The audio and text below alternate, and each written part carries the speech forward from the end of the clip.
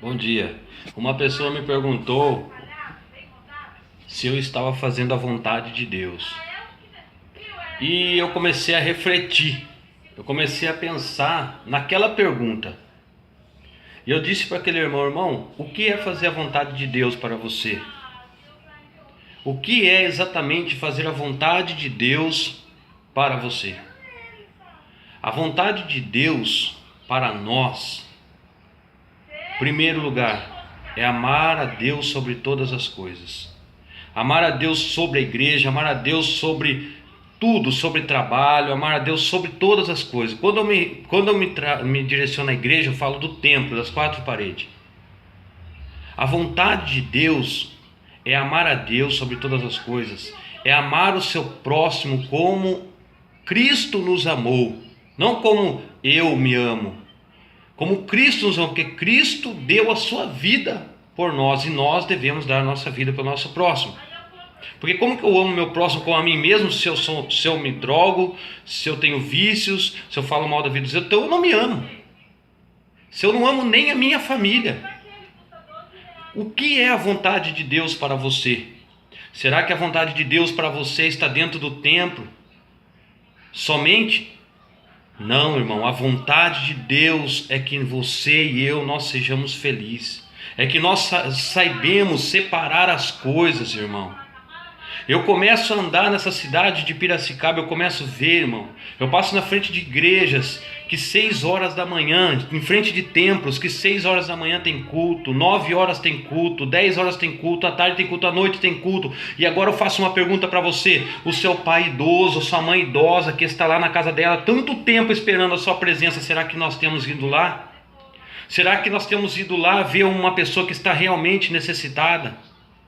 Isso não é a vontade de Deus. Isso jamais será a vontade de Deus. Já me criticaram, já me apedrejaram por isso, mas eu continuo dizendo, isso não é a vontade de Deus.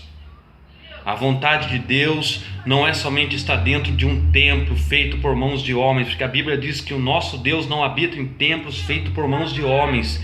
E Paulo diz, vós sois o templo do Espírito Santo, a casa do Deus vivo. Eu sou a casa de Deus. Se eu, que sou a casa de Deus, não sei administrar nem a minha própria família, não sei deixar os meus filhos felizes, os meus filhos não têm lazer, os meus filhos não passeiam, os meus filhos não brincam mais, os meus filhos, a vida dos meus filhos é uma hipnose mental, porque a vida dos meus filhos é eu mandando eles fazer isso, é ensaio daquilo, ensaio daquele outro, e cadê a infância dos nossos filhos?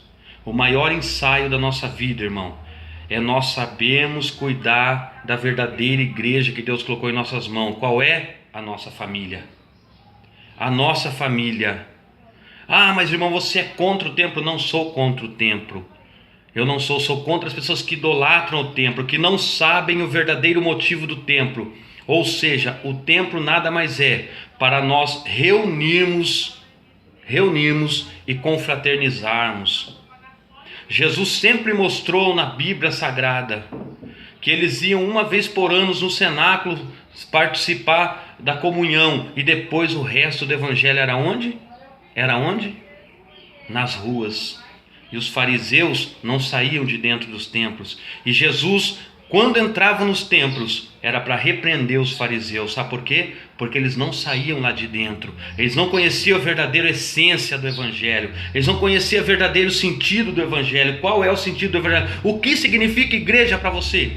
Pegue o seu dicionário português e você vai descobrir o que significa igreja no grego e em outras línguas. Igreja significa arrancados, tirados para fora. Vamos repensar os nossos conceitos, irmão. Vamos repensar os nossos conceitos. Como está a sua igreja? Como está a sua vida? Que Deus abençoe nessa manhã, em nome de Jesus.